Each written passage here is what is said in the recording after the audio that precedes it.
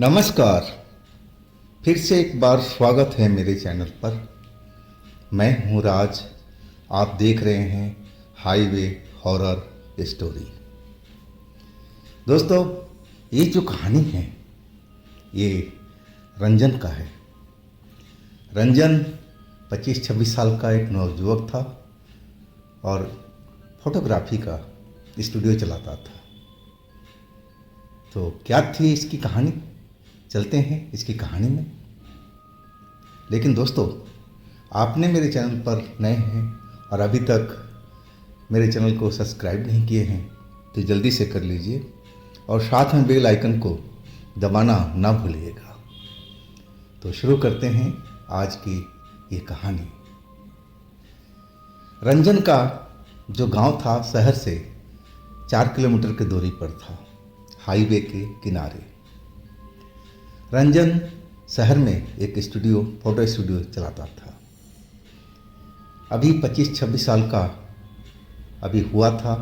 अभी शादी वादी का कोई बात नहीं चल रही थी। रंजन रात को करीब 9 बजे के बाद ही अपने स्टूडियो को बंद करके और अपनी बाइक से अपने गांव लौटता था। हर दिन का उसका यही रूटीन था।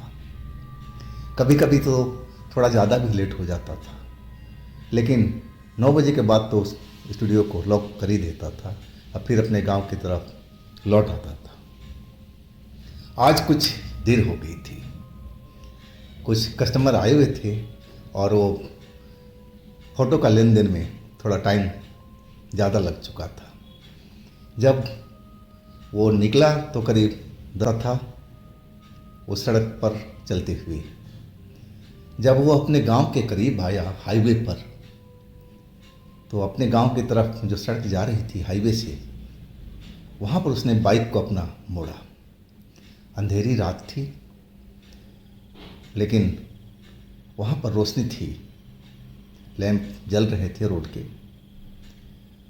और उस लैंप की रोशनी के पास में एक जवान लड़की खड़ी दिखाई दी, जो कि सफ़ेद कपड़ों में किसी अप्सरा की तरह लग रही थी। बहुत ही सुंदर दिखाई पड़ रही थी। रंजन जब अपने गांव की तरफ मुड़ने लगा, लेकिन उसकी ध्यान उसी लड़की के ऊपर में था। वह एक टक उसको देखते हुए बाइक चलाती जा रहा था। और तभी वो लड़की हाथ का इशारा देख करके और बोली, सुनिए सुनिए, क्या आप हमें आगे तक लिफ्ट दे देंगे? रंजन तो यही चाहता था, दिल में उसका यही चल रहा था, काश वो लड़की हमारे बाइक पर बैठे कुछ पल के लिए। और वो बाइक रोक दिया और मोड़ करके फिर वापस उस लड़की के पास आ गया। बोला, हाँ हाँ क्यों नहीं, कहाँ जाएंगी आप? रंजन पूछने लगा।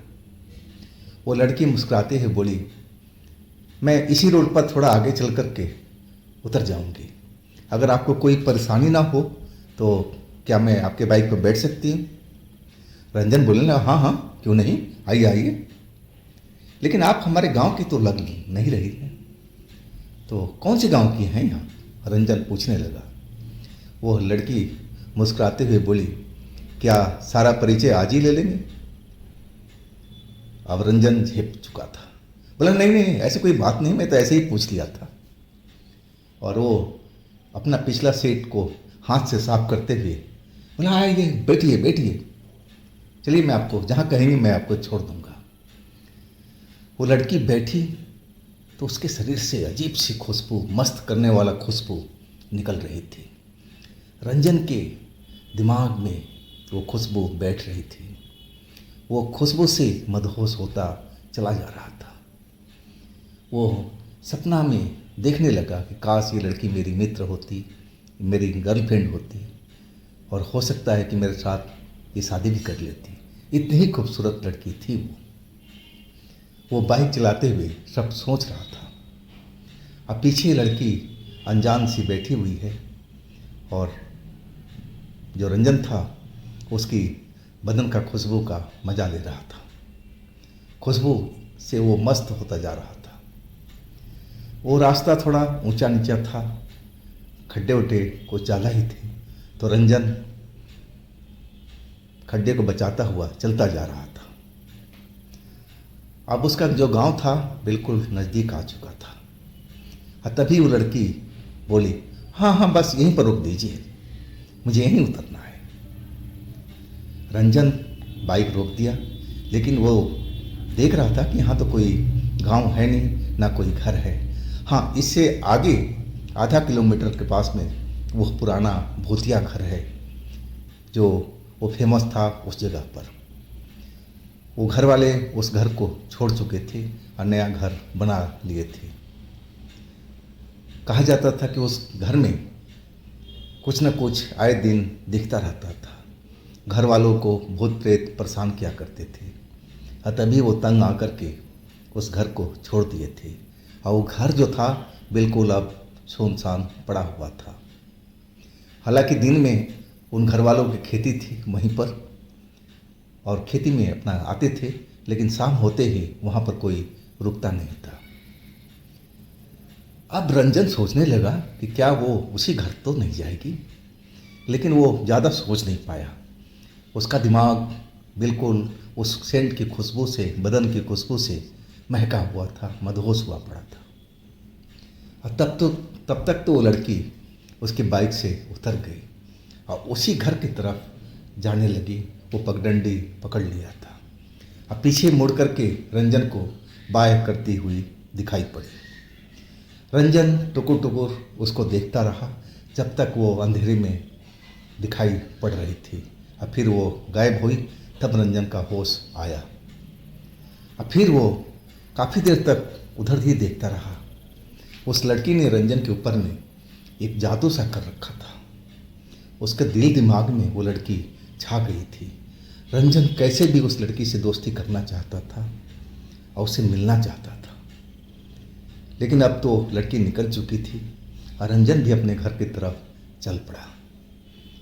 सारी रात उस लड़की के सपने उसको आते रहे। वो लड़की के साथ में कभी सपनों में, कभी गार्डन में, कभी खेतों में, कभी शहर में घूम रहा है, लेकिन लड़की अपना शरीर उसको छूने नहीं दे रही है। वो उससे दूर ही रह रही है। रंजन जितना उसके करीब जा रहा था सपने में, वो लड़की उससे उतना ही दूर हट रही थी। वो बार बार उससे बोलती थी कि आप थोड़ा दूर रह के बात कीजिए ना, इतना नज़दीक भला कौन आता है, अभी तो हमारी जान पहचान पूरी तरह से हुई नहीं है। वो सपनों में सब ऐसे उसको डांट रही थी। और फिर रंजन का नींद खुल चुका था। जब नींद खुला तो देखा कि सुबह हो चुकी है। ऐसा ही रोज उसके साथ में चलने लगा। रोज का मतलब कि वो लड़की तो नहीं मिली, लेकिन सपना उसको रोज दिखाई पड़ने लगा था। वो लड़की के लिए थोड़ा लेट ही आता था स्टूडियो से। वो 10 बजे के आसपास उस मोड़ पर पहुंचता और अपनी बाइक खड़ा करके सिगरेट जला लेता और सिगरेट की धुआं उड़ाते हुए उस लड़की का इंतज़ार करता। लेकिन लड़की दोबारा उसको दिखाई नहीं पड़ी थी। वो बहुत ही उसका इंतज़ार कर रहा था, लेकिन लड़की कभी नहीं दिखाई पड़ी उसको। आखिरकार थक हार करके अपने घर की तरफ लौट जाता। और फिर जब सोता तो सपने में वो लड़की उसके पास ज़रूर आती थी, लेकिन उससे दूरी बना करके रखती थी। अब इस बात को करीब करीब महीना से ऊपर गुजर चुका था। अब जो रंजन था उसी लड़की की सोच में एकदम न खा रहा था, ना ढंग से सो रहा था। उसकी सेहत खराब होने लगी। घर वाले चिंतित हो उठे थे कि आखिर इस लड़के को हुआ तो क्या हुआ। उसकी माँ उससे पूछने लगी, अरे बेटा, तू ढंग से ना खाना खाता है, ना हम लोगों से कोई ढंग से बात करता है, क्या हुआ है तेरे साथ में? कोई तकलीफ़ है तो हमें बता। लेकिन रंजन उनको टाल देता, नहीं माँ, ऐसे कोई बात ही नहीं है। हाँ, थोड़ा काम का बोझ है, इसलिए थोड़ा ऐसा हो जाता है कभी कभी। लेकिन वो दिल की बात दिल में ही रख लिया। अब इस बात को करीब करीब 2 महीना गुजर गया था। रंजन भूल चुका था कि अब लड़की वो कभी दिखाई नहीं पड़ेगी। हाँ, सपने में वो रोज आया करती थी। एक रात करीब वो 10:30 बजे के आसपास उस मोड़ पर पहुंचा जहां वो लड़की उसको मिली थी। जब वहां पहुंचा, जैसे ही अपने गांव की तरफ मुड़ने लगा, क्योंकि अब वो लड़की से अपना अंदाज़ा हटा चुका था कि कभी वो दिखाई पड़ेगी, इसलिए वो अब वहाँ पर रुका नहीं करता था, ना सिगरेट का मज़ा लेता था। लेकिन जैसे ही अपने गांव की सड़क पर मुड़ा, वो गांव की सड़क पर वो लड़की फिर से दिखाई पड़ी और अपना हाथ उठाए रंजन को रोकने की इशारा कर रही थी। अब रंजन तो खुशी के मारे पागल सा हो गया था और उसके पास जाकर के बाइक रोकी और कहने लगा, अरे आप इतने दिन से थी कहाँ पर? मैं तो आपको ढूंढ ढूंढ करके पागल हो चुका हूँ और आप कभी दोबारा नहीं मिली। वो लड़की रंजन की बात सुनकर के हंसने लगी। जोर जोर से मीठी हंसी उसकी सुनाई पड़ने लगी। वो कहने लगी, आप भला क्यों ढूंढ रहे थे हमें? क्या काम है आपको? क्या मैं आपको जानती हूँ ढंग से? अब जो रंजन था वो झेप चुका था। वो तो अपनी सब दिल की बात उसे बता चुका था कि वो कितना इंतज़ार करता था उसका। और तभी लड़की हंस पड़ी, कही, क्या मुझे आप वहाँ तक छोड़ देंगे? रंजन बोला, हाँ हाँ बैठी। अब फिर वो पिछली सीट पर बैठ गई। अब उसी जगह पर उसने रोका कि आप बस यहीं रोक दीजिए। रंजन उस लड़की से कुछ बोल नहीं पा रहा था। पता नहीं वो लड़की जब नज़दीक थी तो उसका बोलने का मन ही नहीं कर रहा था, ना कुछ बोल पा रहा था। लड़की बाइक से उतर गई और अपने पगडंडी पकड़ ली अपने वो उस तरफ जाने के लिए जिधर पहली बार गई थी। आज जैसे ही दूर गई, रंजन जो जादू में बंधा हुआ था उसके मोहजाल में, वो मोहजाल उसका हट चुका था। और फिर जो रंजन था बाइक खड़ा करके और उसी तरफ इधर लड़की गई थी वो चलना शुरू कर दिया। कहा जाए तो उसका पीछा करने लगा था। लड़की उसको दूर जाता हुआ दिखाई दे रही थी। सफ़ेद कपड़ा था तो अंधेरी रात में भी चमक रहा था। वो लड़की का पीछा करते करते उस पुराने घर भूतिया घर के पास तक पहुंच गया था। लेकिन पता नहीं क्यों उसका पीछा करते जा रहा था। उस तरफ तो जाने में उसको डर लगता था। वो तो कभी सपने में भी नहीं सोच सकता था कि उस भूतिया घर के नज़दीक पहुंचेगा। लेकिन आज उसको बिल्कुल डर नहीं लग रहा था। वो तो लड़की के प्यार में पागल हो चुका था और उसका पीछा करते करते उस घर के पास पहुंच गया था। वो लड़की उसी घर के अंदर में प्रवेश कर चुकी थी। हालांकि उस घर का दरवाज़ा हमेशा बंद रहता था, ताला झूलता रहता था। क्या ये घर में रहती है? रंजन सोचने लगा। अब फिर वो दरवाजे के पास पहुंच गया था जिस दरवाजे से लड़की घर के अंदर गई थी। देखने लगा कि वो जो दरवाज़ा था वो तो बंदी था और वो ताला जो था वो अभी भी लटका हुआ था, जैसे ये ताला कभी खुला ना हो। तो आखिर वो लड़की इस दरवाजे में कैसे गई, वो सोचने लगा था। और तभी वो दरवाज़ा झटके से खुल गया। ताला लटका हुआ ही है और दोनों पल्ला खुल चुका था। और वो लड़की तो नज़र नहीं आई, लेकिन एक काला सा लंबा सा आदमी उस गेट से बाहर निकला और रंजन को हाथ पकड़ के अंदर खींच लिया था। और जैसे ही काला आदमी देखा और उसने हाथ पकड़ा रंजन का, रंजन जोर से चिल्ला पड़ा था, बचाओ बचाओ। अब जो उसके डर था वो उस पर हावी हो चुका था और डर के मारे चिल्लाने लगा था। लेकिन चिल्लाना बहुत मुश्किल था क्योंकि एक झटके में ही वो घर के अंदर में उस काले आदमी ने उसको खींच लिया था। जैसे ही अंदर गया वो दरवाज़ा अपने आप बंद हो चुका था। वो घर में एक उजाला फैला हुआ था, जबकि वहाँ कोई लाइट नहीं जल रही थी, ना वहाँ कोई बिजली थी, ना कोई लालटेन जल रहा था। तो फिर ये उजाला कहाँ से आ रहा था? लेकिन रंजन को इतना सोचने के टाइम नहीं था।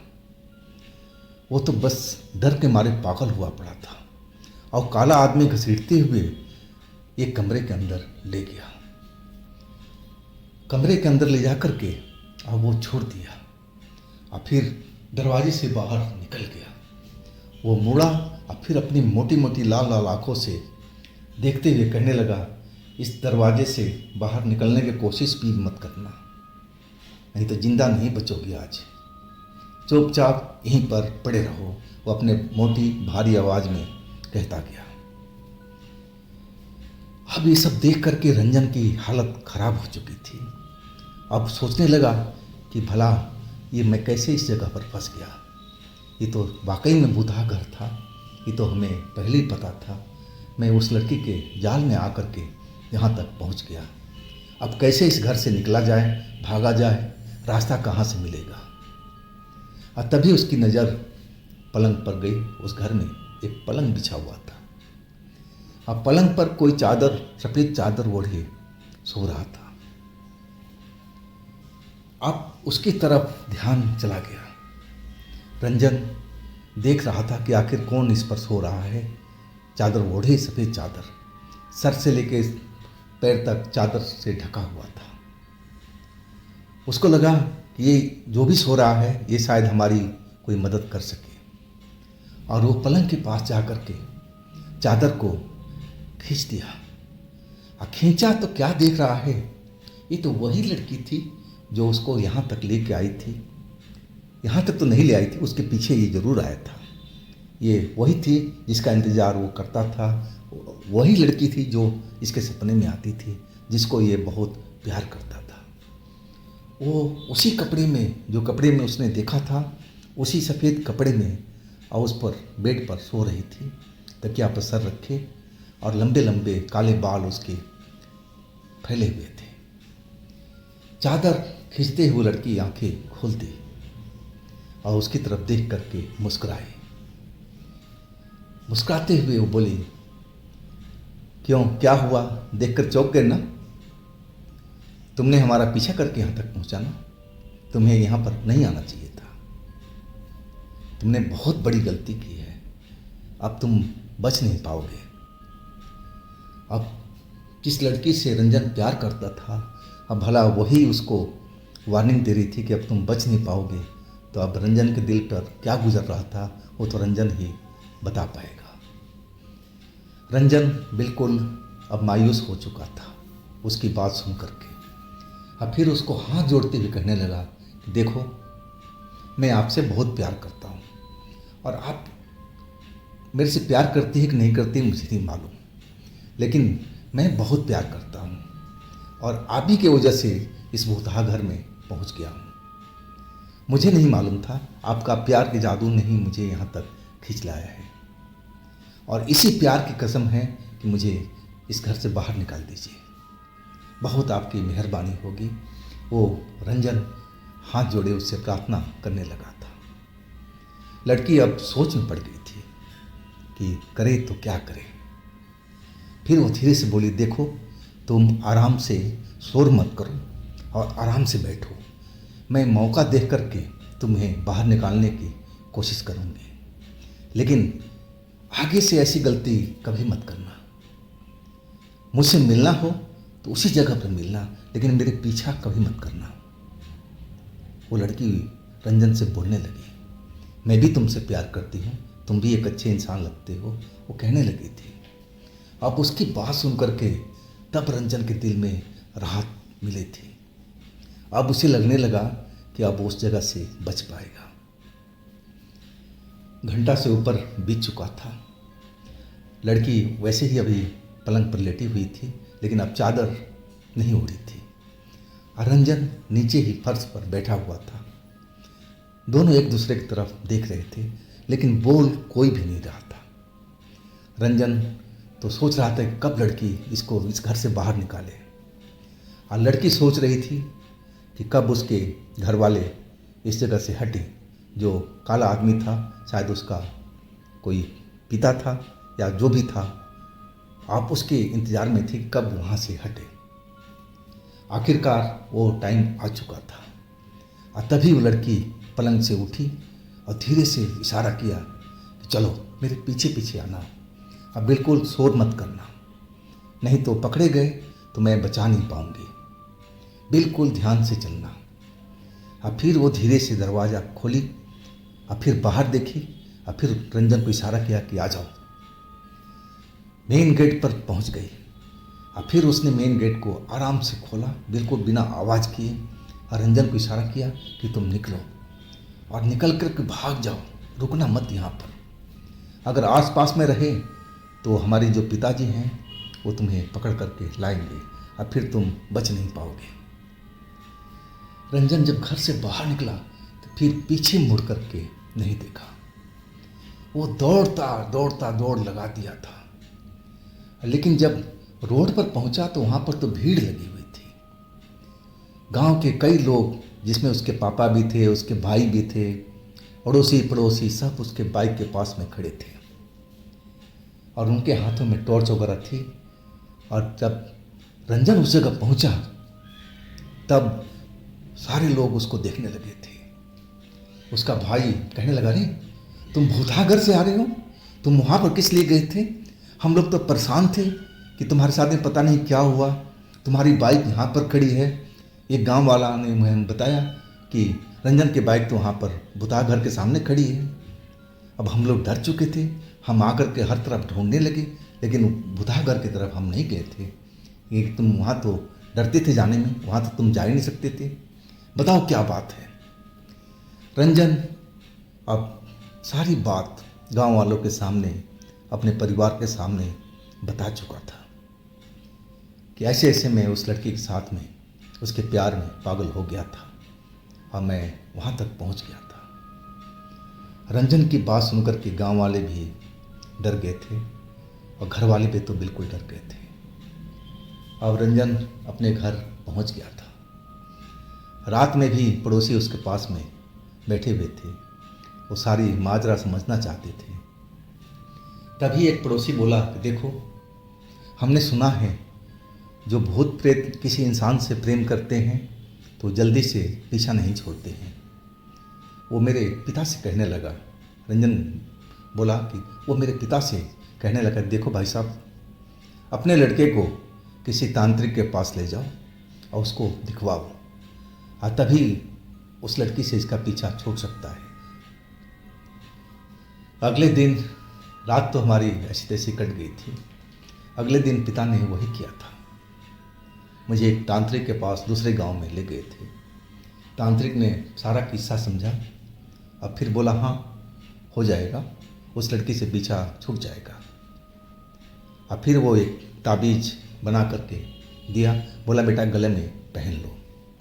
रंजन उस ताबीज को अपने गले में धारण कर लिया था और फिर वापस आ गए थे। हाँ, ये ताबीज पहनने से सपने में जो लड़की दिखाई पड़ती थी वो आना बंद कर दिया था। अब रंजन का हिम्मत नहीं था कि उस जगह पर रात में लेट नाइट आए। वो कभी भी लेट नाइट नहीं आता था, और जब आता था तो कोई न कोई उसके साथ में रहता था। तो दोस्तों, बड़ी मुश्किल से रंजन की जान उस रात को बची थी, और वो उस लड़की के प्यार में जो पागल हुआ था, सब उसकी प्यार की हवा निकल चुकी थी। अब उस लड़की के नज़दीक बिल्कुल भी नहीं जाना चाहता था। वो समझ गया था कि ये लड़की कोई आम लड़की नहीं है, ये भूत प्रेत है। तो दोस्तों, ये थी आज की कहानी रंजन की। और दोस्तों, मेरे दूसरे चैनल पर भी जाइए, उनमें भी अच्छी अच्छी कहानियाँ भरी पड़ी हैं जो बेहद आपको पसंद आएगी।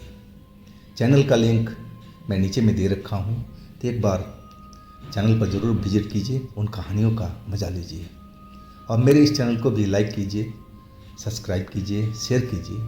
फिर मिलते हैं अगली बार एक नई कहानी के साथ में। आप लोग अपना बहुत ही ख्याल रखिएगा। नमस्कार।